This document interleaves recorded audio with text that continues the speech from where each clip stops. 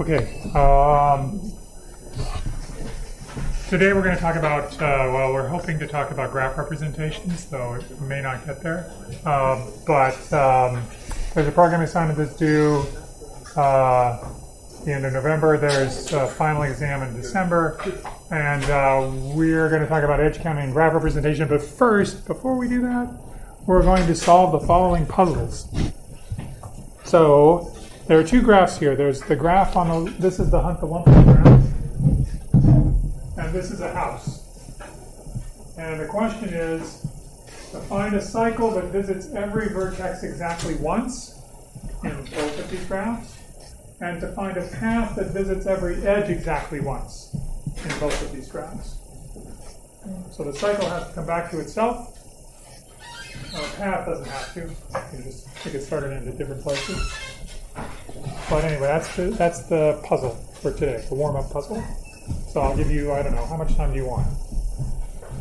2 minutes? 3 minutes? 2 minutes. I'm sorry? Isn't the first vertex and the last vertex same? So how can you find the cycle that visits every vertex exactly once? Oh, if it comes back to itself, that's treated as a single visit. Like it comes in and it goes out from every node. So if you have a cycle, it comes in and comes out from every node. Cycle, excellent. A cycle is a path that has the first and the last vertex the same. So it's not really a path. It's a trail that has distinct vertices on it that has the same vertex starting point and end point. So no same vertices twice. No same edges, no same vertices twice, except for the start and the end. That's the most restrictive one. Cycles, yeah. Yeah, okay. Well, even the condition that it visits every vertex exactly once means that it's the most restricted.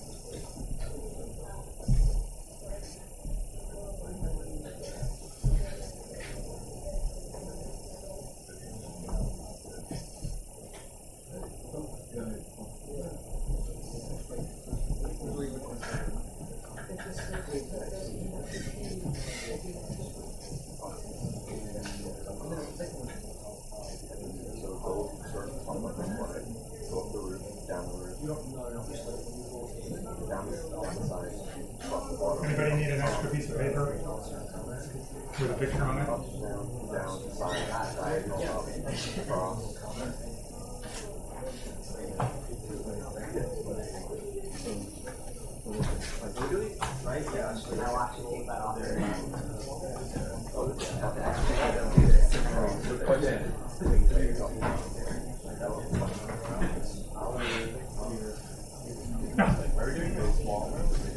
Both.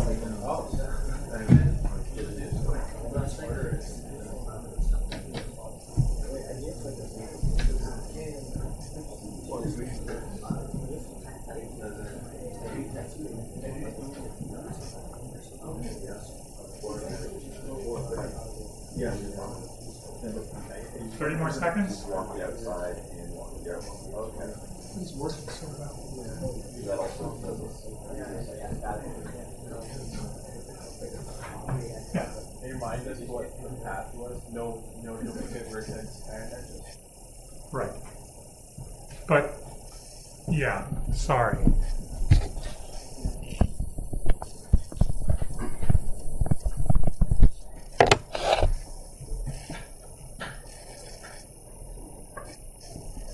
You can have duplicate, you have to have duplicate groups. This is just another indication of how I use the old terminology.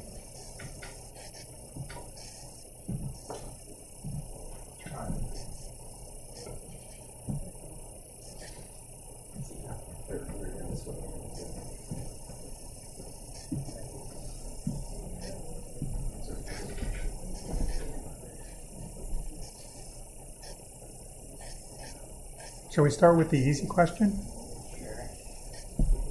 Find a cycle in the house that visits every vertex exactly once. Okay. Two people did this with their hands. Yeah, you could just walk around the outside of the house, you're done. Cycle.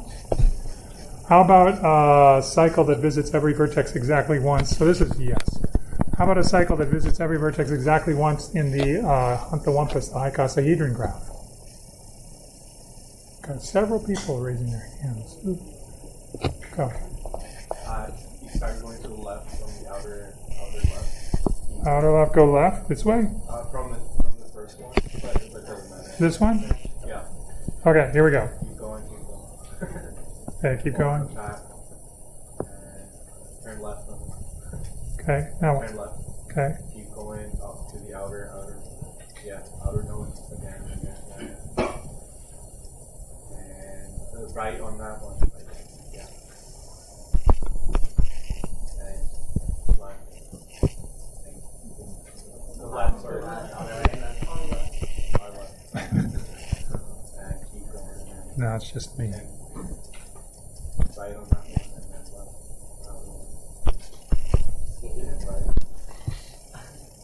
left. Yay! Excellent. This was a game that was invented by a guy named mathematician named Hamilton in around the 1800s, sometime in the 1800s. And he sold the rights to this game. So it was a game with this exact graph on a piece of wood, nails, string. And you would play this game by trying to find this tour. This is called a Hamiltonian tour because of Hamilton, the guy who sold the game rights to this game company. I can't believe that they made very much money because now that you've done this, it's not very much fun anymore. Like, that's the end of the game, pretty much, as far as I can tell. Okay, great. So that's a yes as well. Now let's go back to the house and let's change color. Maybe we'll do red. And we need a trail that visits every edge exactly once. This is like those games that you played maybe when you were bored and you drew a figure and then you asked somebody else to draw the figure, but they couldn't pick up their pencil and they couldn't go over an edge twice. So it's that game. And so I'm asking you, can you do that with your friend hands you a sheet of paper that has this graph on it, the house graph, that graph right there. And the question is, can you take a pencil and write a trail around that visits every edge exactly once? So who has a solution to this, or not?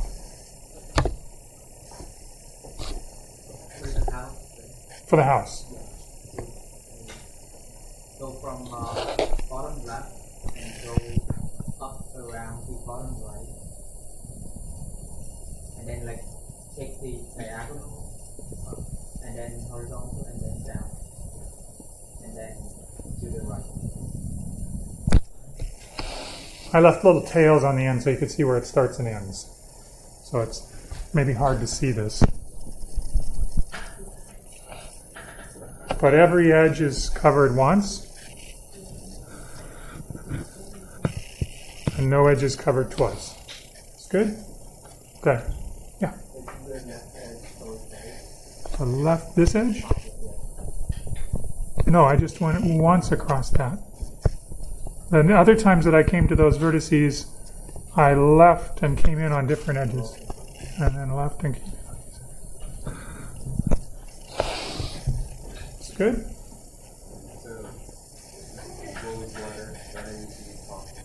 If it was a... Like, not with the head.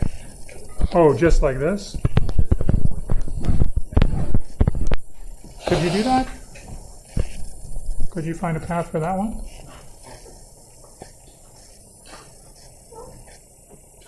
Seems pretty simple. Hand the sheet of paper. It's got that on there. Can you do it or no? How many people say no? How many people say, give me a minute?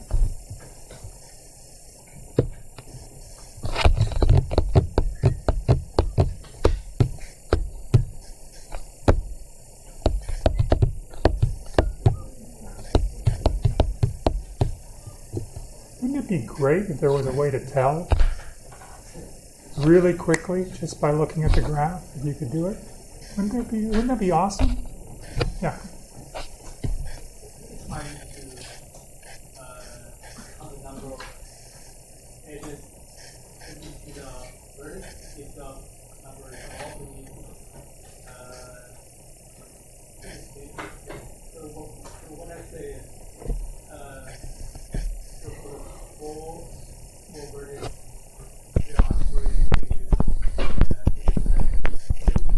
Yeah, so there's degree 3 right here, and here, and here, and here.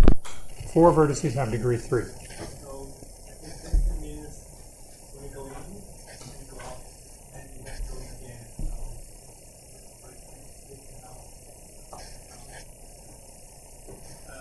Because you either start at a point and actually go through all this.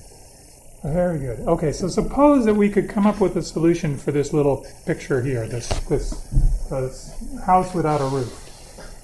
If we could, then we know that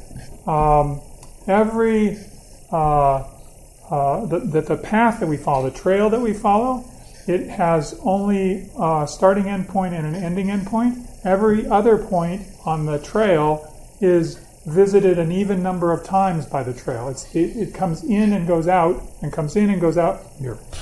Here's a vertex. Here's another vertex. Here's another vertex. Suppose that I had 3 vertices that had odd degree, like these.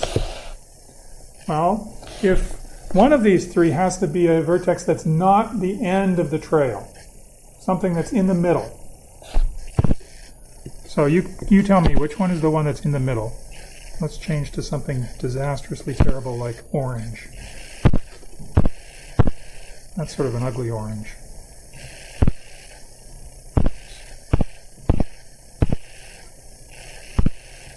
Sorry.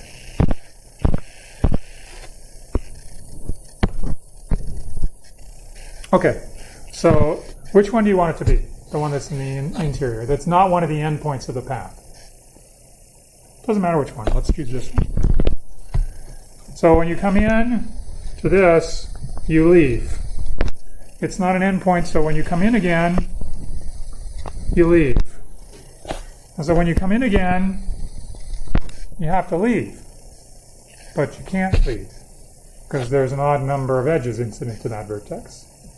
The only ones where you get away with it, which is exactly what we did down here, the only way you can get away with it is if the endpoint, see this has degree 3, and this has degree 3. There are 3 edges adjacent. The only way you get away with it is if it's the endpoint of the trail. If it's the endpoint, then you can visit an odd number of times. You can have an odd degree for those. But for this guy, there's too many odd degree vertices. So this is a no. What about this?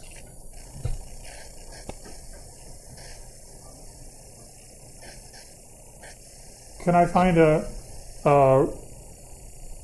path, a trail that visits every edge exactly once for the icosahedron graph?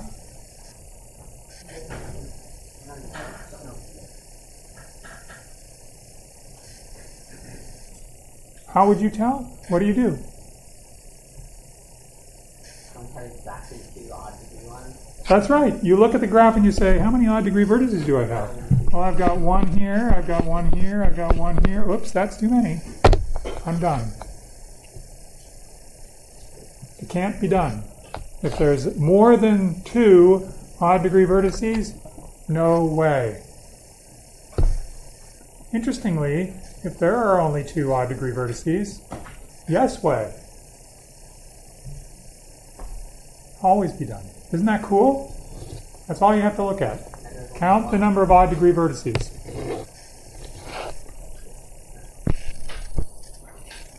Okay, that was a fun puzzle. But we have to go on with vocabulary. How far did we get in vocabulary last time? Do you know what a complete graph is? Yes? Okay. Did we do connected graphs? Every pair of vertices has a path between them. If that's true in the graph, then the graph is connected. So this graph over here, is it connected, this graph? The graph that has 27 nodes? No, it's not. There's no way to get from 4 to m. So not every pair of vertices has a path between them. So if they have a path between them, then that's a connected graph. And then Okay, so this is not connected.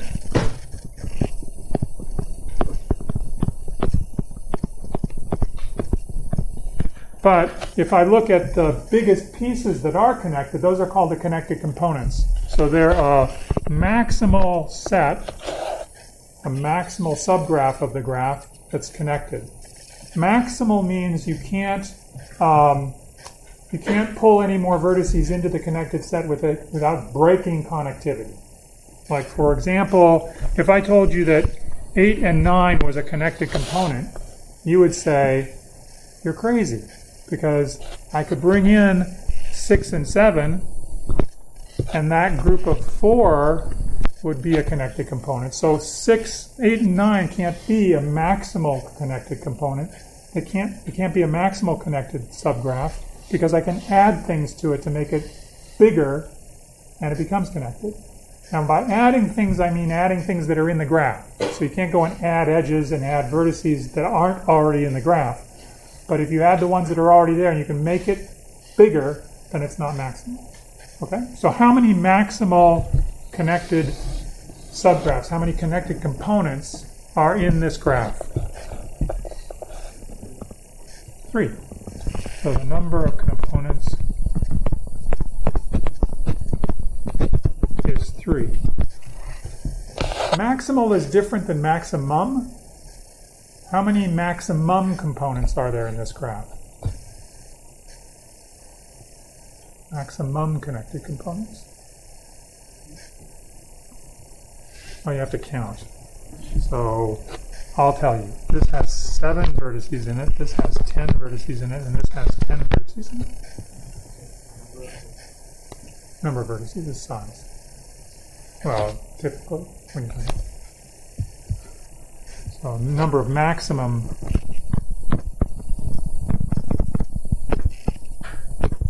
connected subgraphs. Oops.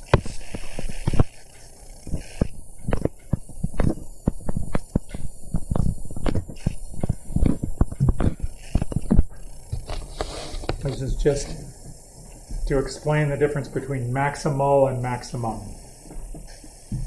We have 3 maximal connected subgraphs. Those are the connected components. So there are 3 connected components. There's one, and there's another one. Sorry, that doesn't include O. And then there's a third one right here.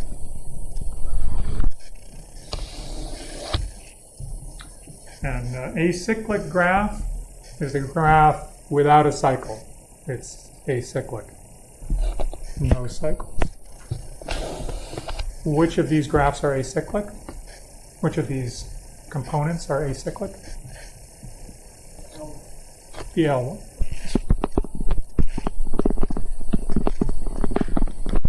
And that's kind of cool because it's an acyclic connected subgraph. And an acyclic connected graph on a vertex set V is called a spanning tree. So if you're just looking at these vertices, this graph is a spanning tree on those vertices. It's an acyclic graph, it's connected, and it contains all of the vertices. This is not a spanning tree for the entire graph. Does the entire graph have a spanning tree? Is there an acyclic connected graph that has all of the vertices in this graph as a subgraph? No, because the graph itself is not connected. So sometimes people talk about you find spanning forests in graphs. Spanning forests are things where you can handle things like unconnected graphs because a forest is a collection of trees and you just have a bunch of trees that cover things.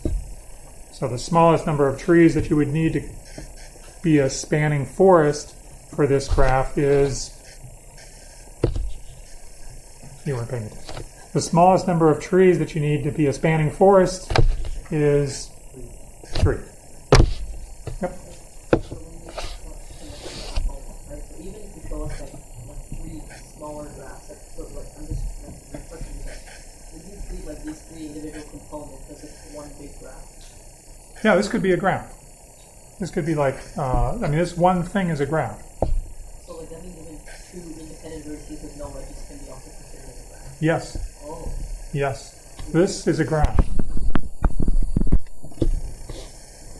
Is it a connected graph? How many components does it have? How many connected components does it have? 2. Single node is still, oh. A single node is still connected.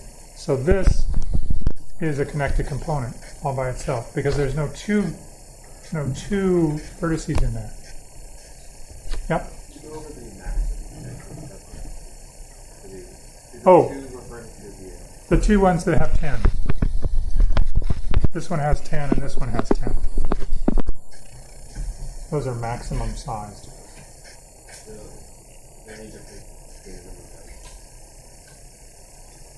You mean the number of edges?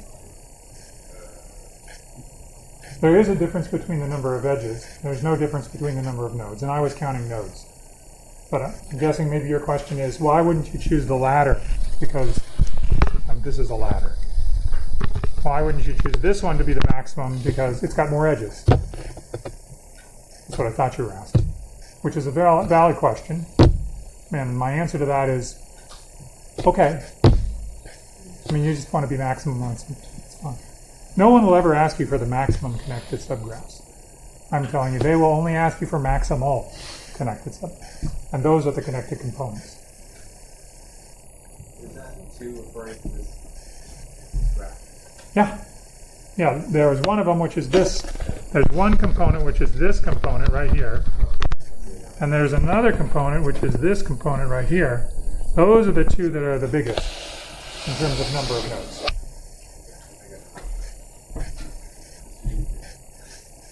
This is all good. These are all good questions. Anybody else perplexed by anything? Oh, maximal. So, somebody might come along and say, here's a connected graph. Here's a connected subgraph of my graph. It's this right, let me do it in blue. It's this right here. That's a connected subgraph of the graph, but it is not a maximal connected subgraph of the graph. Why isn't it maximal? Well, I can add things to this. I can add things to what I've circled in blue that are still edges and vertices of the graph to make it be a bigger set, a bigger thing, and it's connected. So I can't just add G because, well, yeah, I could. I could just add G. Then it would be bigger, but that's not maximal because I could add F as well, and then it's maximal. It has to be part of the same thing. It has to be part of the same graph. You can't go and add edges. Like if you were allowed to add edges, then you could make this thing completely connected. But I'm just saying when you look at a graph and you're trying to figure out what the maximal connected subgraphs are, maximal there means try to make them as big as possible while still being connected. Yeah.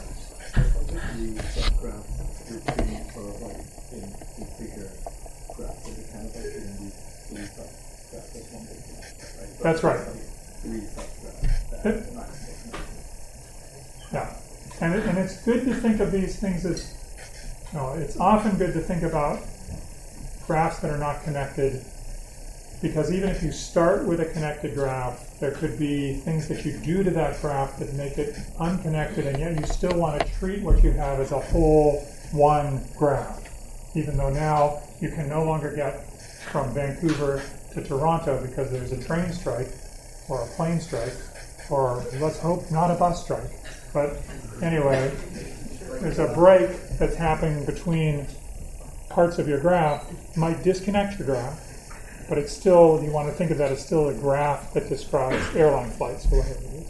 So how would you be able to tell if multiple subgraphs part of your one big graph? Ooh, very good question. What's the definition? You have to look for a path, right? You have to look to see if there's a path between pairs of vertices in that group. How would you do that? How would you look to see what you could get to? If I wanted to find the connected component that includes Vancouver in the let's say, the railway map. Does Vancouver and, let's say, I'm trying to reach down into New Mexico, Albuquerque, New Mexico. Do they have? Are they connected in the train graph? My guess is they are, but I don't know. How would you figure that out?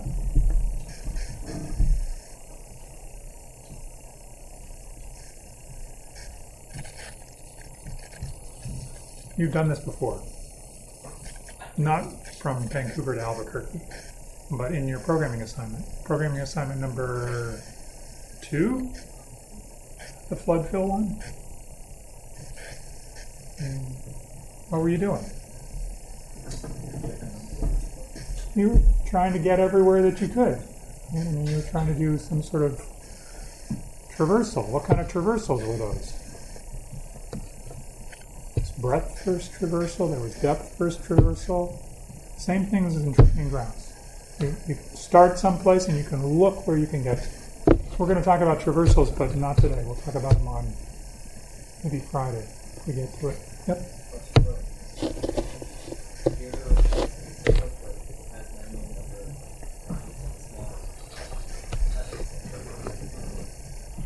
It's still connected. So connected graph with the fewest number of edges. Yeah. If you had a cycle and your graph was connected and there was a cycle in it, could you remove an edge from the graph and it would still be connected? What edge would you remove? One of the edges on the cycle. If I have a cycle, there's sort of two ways to get from one, if I have a cycle, and I have two vertices on the cycle, even if they're adjacent, can take away the edge that goes between them because there's always another way to get between them. You can go the other way around the cycle. Yep. You're saying the left tree is a static tree? Of its subgraph, not of the entire graph. Yeah. Like can't you cycle through by duplicating the nodes that you do? No, remember a cycle is something that doesn't allow you to reuse edges or vertices. A circuit is something that allows you to reuse vertices but not edges. Yeah, it's crazy, but that's the way the terminology goes. And actually it's good. It's good to have this precise terminology because of exactly this sort of questions. If you do get confused about this, actually your textbook, the discrete math textbook, the UP textbook, has a whole chapter on, a whole section on graph theory, which has all these definitions in it, which I didn't know until this morning. That's how, I don't know what you call it. What is it when you have a lot of hubris? A lot of, that's how snooty I am, I guess. Because, I know everything about graphs. Anyway, I didn't know that was in the textbook. Okay. All right, great. So now here we go. Oh, this is the quiz. Quiz yourself. Good, excellent. Quiz yourself on your own time. We got no time to do that. How many edges in a simple connected graph on n vertices? Remember, simple is a graph that doesn't have duplicate edges. Like you only have at most one edge between node A and node B, and also no self loops. There are no self loops. So you don't have an edge that goes from A to itself. What is the number, the maximum and the minimum number of edges in a simple connected graph on n vertices? I'll give you a couple minutes. Maybe I'll give you 1 minute.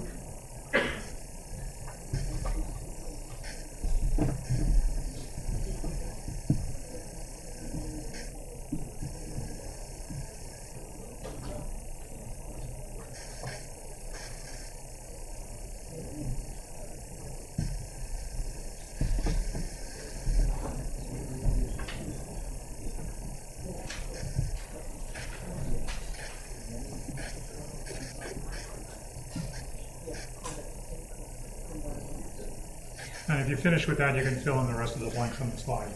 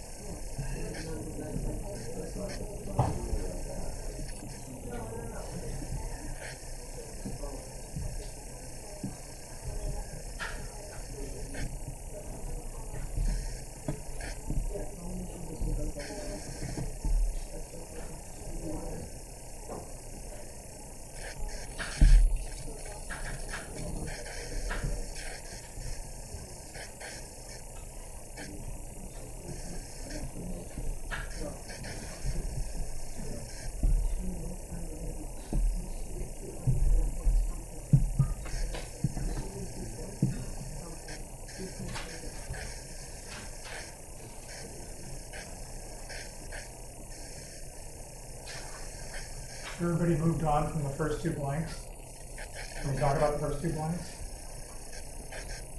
Does somebody need more time? I mean, it's good to think about this. Okay, so let's do the maximum first. What's the maximum number of edges that we could have in a simple connected graph on n vertices? So I've got, for example, 4 vertices here. What's the maximum number of edges that I can add to this? 6.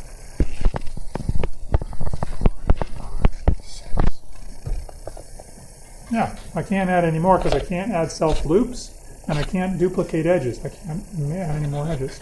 So in general, if I have n vertices, how many edges can I add to the graph? It's like asking how many, I have a bucket of n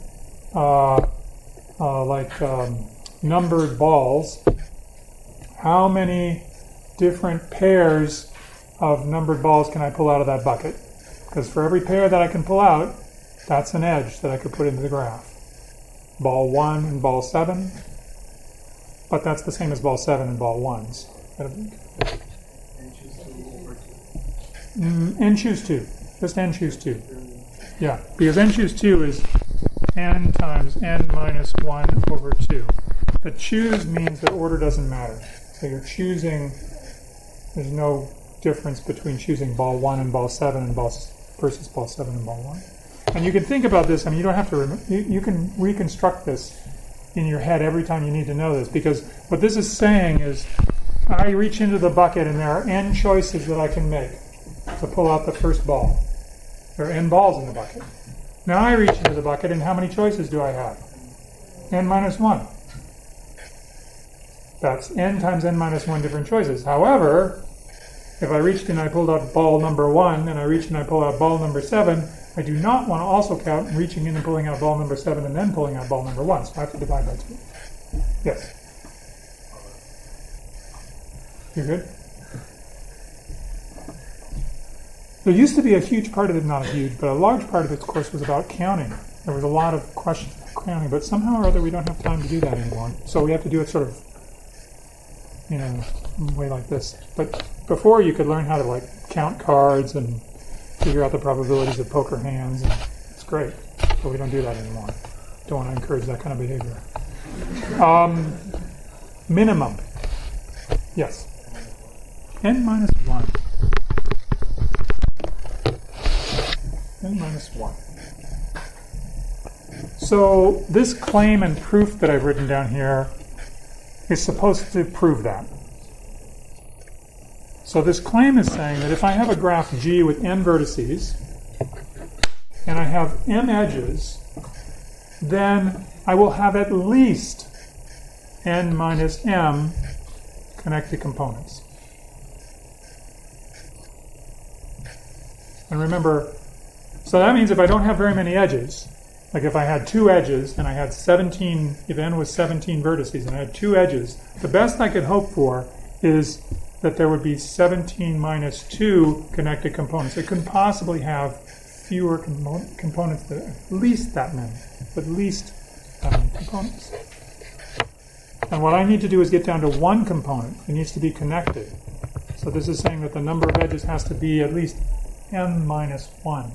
N minus 1. M has to be at least n minus 1. So this claim is proving this thing that you just told me. So it's another chance to do fill in the blank, but let's do it together and we'll do it slowly. Or at least not that slowly. So this is an interesting proof. It's a proof by induction on the number of edges. So you give me a graph, and if that graph has 0 edges in it, but it could have a gazillion nodes in it, n could be quite large, I'm supposed to be able to tell you what the base case is. I'm supposed to tell you if m is 0, how many connected components are there in the graph with no edges? N. You're right. Every vertex is its own connected component. So it's n. And that n is equal to n minus 0.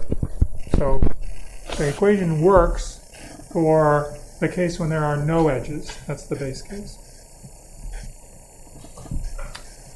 If there were more than 0 edges, if there was at least one edge in the graph, then what I can do is I can pick any edge from that graph, and I can take it out, and I will get a new graph, which I'm calling G prime, that has less than m edges, and therefore, by the inductive hypothesis, which, by the way, I've never stated the inductive hypothesis. You know, you and I were in a relationship now where I don't have to give you the inductive hypothesis. You just know what it is. That's progress. I mean, this is like a way of understanding a proof without having to go through the sort of scaffolding that you used to have to use, but believe me, you have to use it on the exams, okay? It's just that we're talking. Okay, so by the inductive hypothesis, G prime has how much? At least how many components does it have? By inductive hypothesis, n minus m minus 1, because we've removed one of the edges. And so now when I think about putting that edge back in where it was, what could happen? It could be like, you know, here's G prime. It could be that G prime has A in one connected component and it has B in another connected component. That's G prime, not G1. Or it could be that G prime has A and B that are already in the same connected component because there's already a path between them, but there's not a direct edge between them. So it's either this is the case or this is the case. But that's it. Either A and B are in the same connected component or they're in different connected components. And so if they're in different connected components, then the number of components when I add the edge back in could decrease. But it will decrease by how much?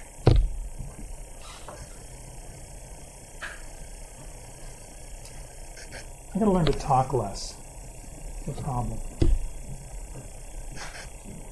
If I put an edge back in, how many connected components? What's the size, the number of connected components? How can that change? By how much?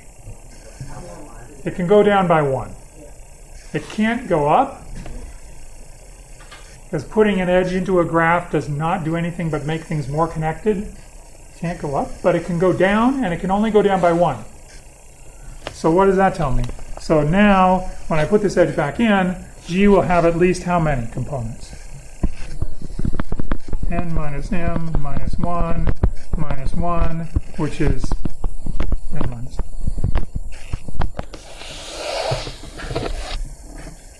1. Okay. Everybody good with this proof?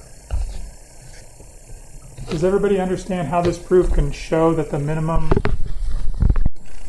number of edges in a graph that has one connected component has to be N minus 1? To break it down to everything until you get like each vertex is connected component. I'm sorry, but you're unrolling the recursion. In fact, you're unrolling the induction, which is even worse. But yeah, it's like that. At the base, you're going to get to a graph which has no edges, and then this inductive hypothesis will build on that. It'll add things back in as you go up. Yeah. But I encourage you to try to remain above the fray and stay up above. Okay, if I had a non-simple, non-connected graph on n vertices, what's the minimum number of edges that that graph could have? Yep. Yeah, 0.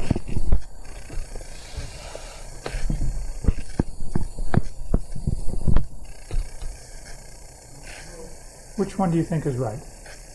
0 or 1?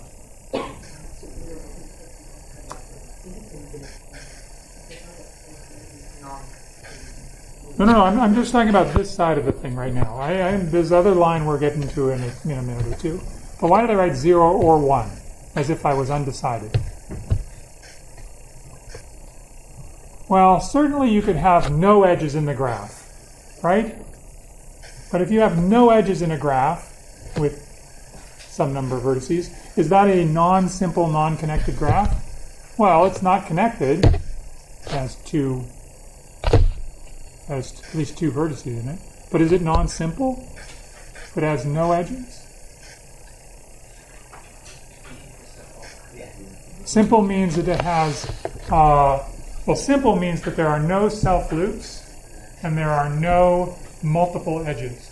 Non-simple means it can have multiple edges and multiple self-loops. So non-simple is sort of implying that it's not simple. In order to be not simple, you need an edge.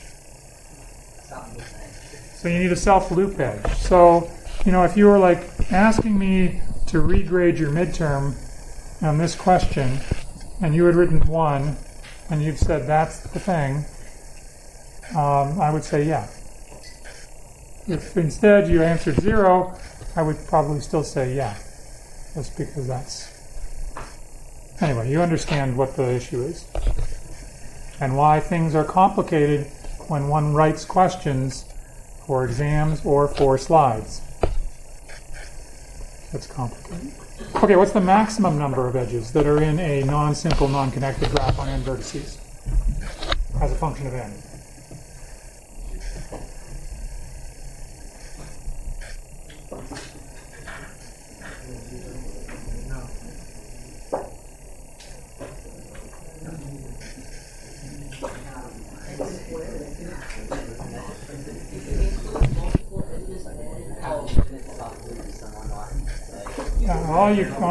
You could just keep adding self-loops on everything. You can add multiple edges between things if you had more than one group. It's infinite. Does not simple imply that the lines have direction? No, it doesn't imply directed. So. Would adding multiple self-loops just be the same thing? Yeah, but so is having multiple edges between things. I'm sorry?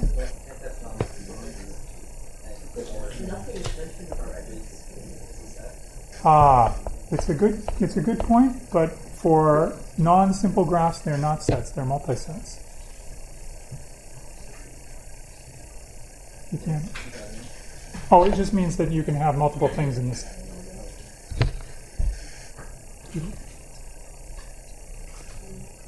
Yeah, it's a good point.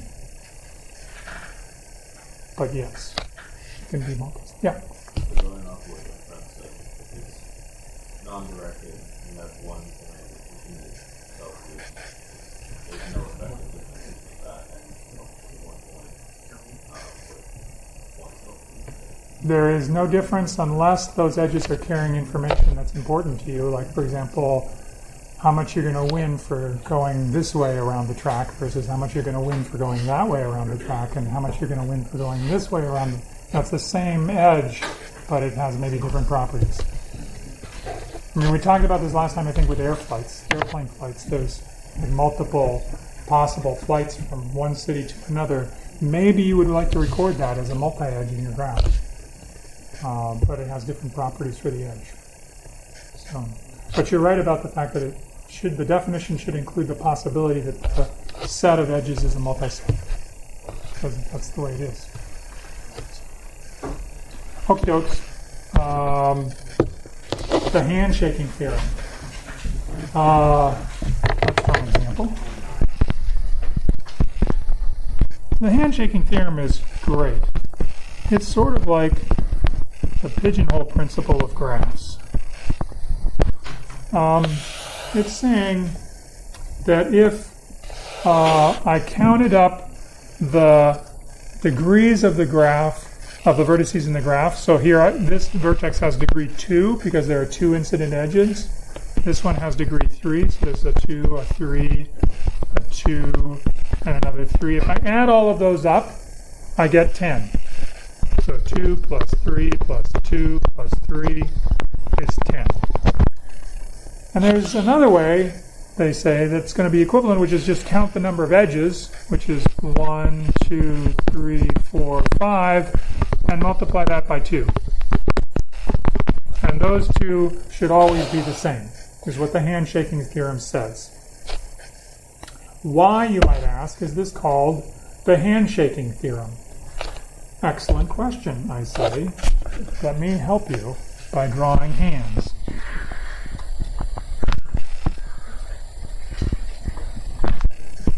These are hands that are shaking each other.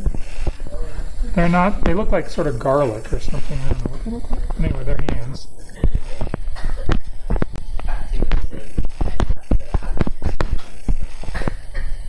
I know, you're putting down the handshaking theorem, that's okay.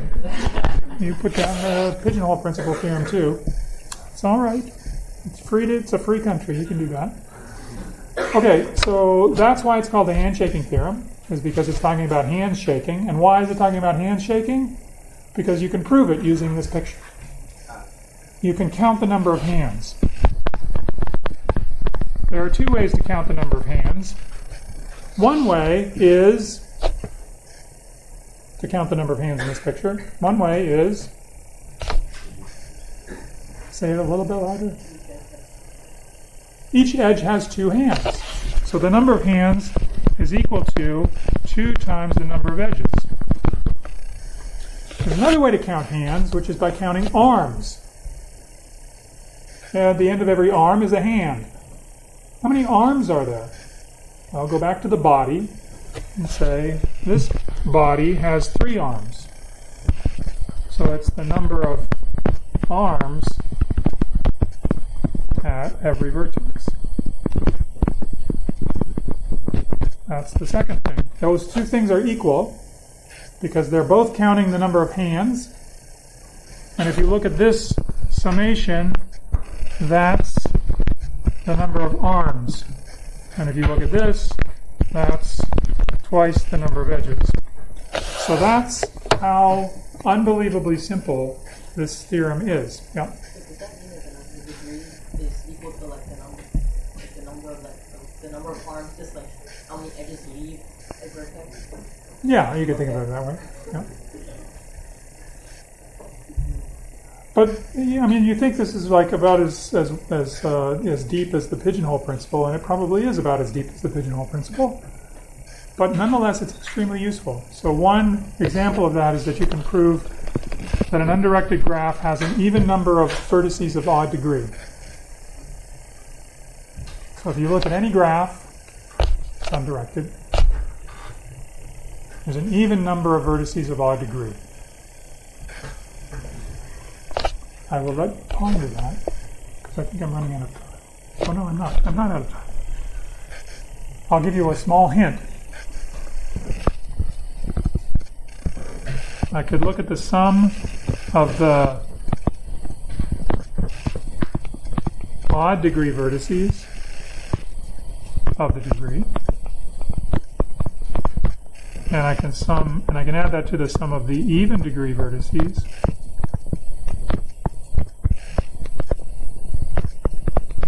And that's just equal to the sum of all of the vertices, which by the handshake theorem is 2 times E. And that's pretty much the proof. I mean, you sort of have to think about what's this going to be contributing, and what is this going to be contributing to this sum. Whatever it is, it's got to turn out to be an even number.